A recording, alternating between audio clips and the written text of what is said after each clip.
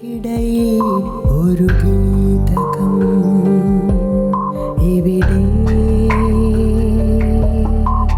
എന്നാ പള്ളിയിൽ വെച്ച് എന്നാ പള്ളിയിൽ കാറേന്ന് അനാശാസ്യത്തിന് അവരെ പിടിച്ചു. വിശദമായിട്ട് എങ്ങനെ മനസ്സിലായി? ഭർത്താവും അവളെയും കൂടെ കാറിൻ്റെ അകത്ത് രാവിലെ 5:30 ആയപ്പോൾ ചെന്നതാ. രാവിലെ 5:30 ആയപ്പോൾ ചെന്ന് രാവിലെ 10:30 ആയപ്പോഴാണ് എൻ്റെ ഭർത്താവിനെ പിടിക്കുന്നത്. പള്ളിയിലെ അച്ഛനും കോളേജിലെ പിള്ളേരും എല്ലാവരും കൂടെ കണ്ട് കാറിൽ നിന്ന് പിടിക്കുക. എന്താ ഉണ്ടായിരുന്നത് ഭക്ഷണം? പിന്നെ ദോശയോ ചമ്മന്തിയോ ഇഡ്ഡലിയോ പാലൊരു കുപ്പി, ഉച്ചക്കത്തേനുള്ള ചോറ്, മുഴുവനും അതിനകത്ത് ഇരിക്കാനുള്ള ഒരു പെടപാടിലാണ് അവർ രണ്ടുപേരും. അങ്ങനെയായിരുന്നു. പള്ളിയിലെ മുൻവശത്ത് വെച്ച് പള്ളി ചേർപ്പങ്ക പള്ളിയിൽ ഞാൻ ചെന്ന് കണ്ടതാ. വണ്ടി ചീത്തയാ പറഞ്ഞേ, ഇവന് വേണ്ടിയിട്ട് പ്രഭ ഇനി എന്തിനാ ഇങ്ങനെ ജീവിക്കുന്നത്, ഇതിലും ഭേദം ഒറ്റയ്ക്ക് ജീവിക്കുന്നതെന്ന് പറഞ്ഞു എന്നോട്. കൊണ്ട് കരയുണ്ടാകട്ടോ എന്ന് പറഞ്ഞു. എന്നിട്ട് എന്നോട് വീട്ടിൽ പോകണമെന്ന് ചോദിച്ചാൽ പറഞ്ഞു വേണ്ട, എനിക്ക് വീട്ടിൽ പോകണ്ടെന്ന് പറഞ്ഞു. അത് കഴിഞ്ഞ് ഈ പുള്ളി കൊടകിന് പോവുക ഇത് അവളുടെ കൂട്ടത്തിൽ ഏറ്റുമാനൂർ ചെന്ന് അവൾക്കുള്ള ഡൈവോഴ്സിന് അപേക്ഷ കൊടുത്തിട്ട് വക്കീലിൻ്റെ അടുത്ത് കൊണ്ട് കൊടുത്തിട്ട് ഈ പുള്ളി അവളുടെ കൂടെ പോവുകയായത്. അവളുടെ ഭർത്താവിന് വേർപ്പെടാം. അപ്പോൾ നിങ്ങളുടെ അടുത്ത് ഡൈവോഴ്സ് മേടിക്കണ്ടേ? കാറ് എടുത്തോണ്ട് പോകാതിരിക്കാൻ ടയറ് കാറ്റ് തുറന്നു വിട്ടു. എന്നിട്ട് പിന്നെ അന്നേരം പറഞ്ഞു ഇനി ഇങ്ങനെ നോക്കിയിരിക്കരുതെന്ന് പറഞ്ഞു. അറിയിപ്പോയത് നമ്മുടെ ഒരു സുഹൃത്ത് പാലായിൽ സർക്കിൾ ഓഫീസിലുണ്ട്. പുള്ളിക്കാരനെ വിളിച്ച് വിവരം പറഞ്ഞപ്പം പുള്ളിക്കാരൻ പറഞ്ഞു സ്റ്റേഷനിൽ ഒരു കംപ്ലയിൻറ്റ് കൊടുക്കാൻ പറഞ്ഞു. കിടങ്ങ സ്റ്റേഷനിൽ പോയി കംപ്ലയിൻറ്റ് കൊടുത്തു, ആൾ മിസ്സായെന്ന് പറഞ്ഞു. പിന്നെ പുള്ളിക്കാരത്തി ഡൈവോഴ്സ് നോട്ടീസ് ഇങ്ങോട്ട് അയച്ചപ്പോൾ ഞാനത് അറ്റൻഡ് ചെയ്ത് കഴിഞ്ഞ് പിന്നെ കേസായി. ഇവനാണ് ഇവൻ്റെ എല്ലാം മെയിനായിട്ട് കുടുംബം നശിപ്പിക്കാനായിട്ട് നിന്നത്. എനിക്ക് സംസാരിക്കാനൊന്നും മേലായിരുന്നു. എൻ്റെ ശബ്ദം പോയായിരുന്നു. ഈ തേപ്പൂട്ടി കഴുത്താൽ ചുറ്റി ശബ്ദമൊക്കെ പോയായിരുന്നു. അത് കഴിഞ്ഞാണ് പിന്നെ പതുക്കെ പതർച്ചയായിരുന്നു ഒച്ചയ്ക്ക്. അത് കഴിഞ്ഞ് പിന്നെ പതുക്കെ ആണ് ഒച്ച ശരിയായി വന്നത്. എന്നിട്ട് പിന്നെ പോലീസ് സ്റ്റേഷനിൽ കേസ് കൊടുത്ത് 9 ദിവസം ജയിലിൽ കിടന്നു.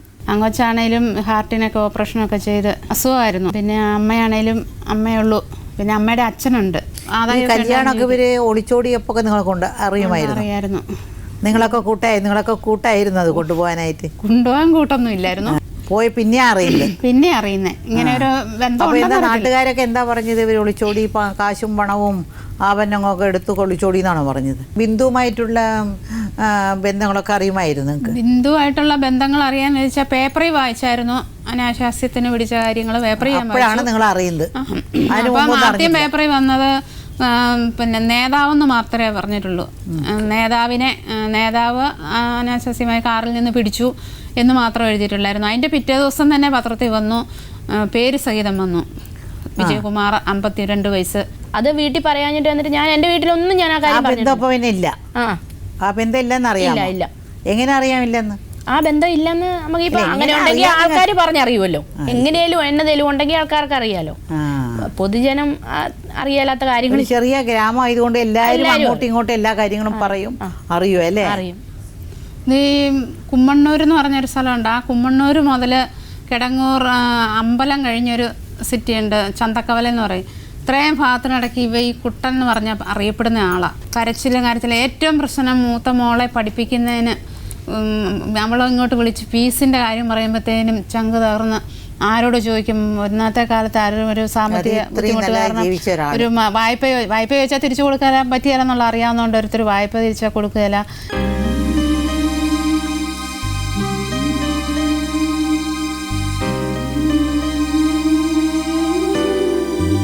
അയാളൊക്കെ കാശും പണമുള്ള ആളാണ്. പൈസയൊക്കെ ഉണ്ട്. 3 കുട്ടികൾക്കും ചെലവിന് കൊടുക്കാൻ ഉത്തരവായിട്ടുണ്ട്.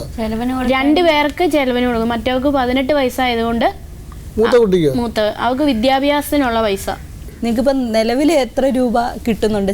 മാസം 2000 വെച്ച് പിള്ളേർക്ക് 2 പേർക്ക്. അത് പിന്നെ നിങ്ങൾക്ക് പിന്നെ കൂടുതൽ ആവശ്യമായിട്ടുണ്ടെങ്കിൽ അതിനെതിരെ ഹൈക്കോടതിയിൽ അർജി കൊടുത്ത് അത് കൂട്ടി കിട്ടാൻ കൊടുക്കണം.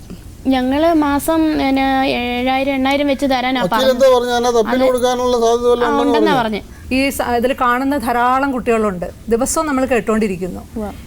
21 വയസ്സ് ഉള്ള പ്രായത്തിൽ സാമാന്യ സാമ്പത്തിക ശേഷിയുള്ള ഒരു വീട്ടിൽ നിന്ന് അതിലേറ്റവും അത്ഭുതകരമായിട്ട് എനിക്ക് തോന്നുന്നത് പ്രേമിക്കുക പോലും ചെയ്തിട്ടില്ല എന്ന് പ്രഭ തറപ്പിച്ച് പറഞ്ഞുകൊണ്ട് ഒരു പുരുഷൻ്റെ കൂടെ ഇറങ്ങിപ്പോകാൻ അന്ന് പ്രഭ കാണിച്ച ഒരു അപക്വ മനസ്സ്. സാധാരണ ഇപ്പോൾ കേൾക്കുന്ന നമ്മളെന്താ എന്തെങ്കിലുമൊക്കെ പറഞ്ഞു, മധുരവാക്ക് പറഞ്ഞു, രണ്ടുപേരും കൂടി പ്രേമിച്ചു അങ്ങ് ഇറങ്ങി പോകുന്നു. ഇവിടെ പ്രഭ തർപ്പിച്ച് പറയുന്നു പ്രഭ പ്രേമിച്ചിട്ടേ ഇല്ല എന്ന്. വീട്ടുകാർ ആലോചിച്ചിട്ടുമില്ല. ഒരു സുപ്രഭാതത്തിൽ ഒരു പുരുഷൻ്റെ കൂടെ അങ്ങ് ഇറങ്ങിപ്പോകുമ്പോൾ നമുക്കുണ്ടാവുന്ന ജീവിതത്തിലുണ്ടാവുന്ന എന്തെല്ലാം അപകടങ്ങളെക്കുറിച്ച് പ്രഭ ചിന്തിക്കാത്തിടത്ത് ഇന്ന് പ്രഭയുടെ കുട്ടികൾ ചിന്തിക്കാൻ അവരെ പ്രേരിപ്പിക്കുക.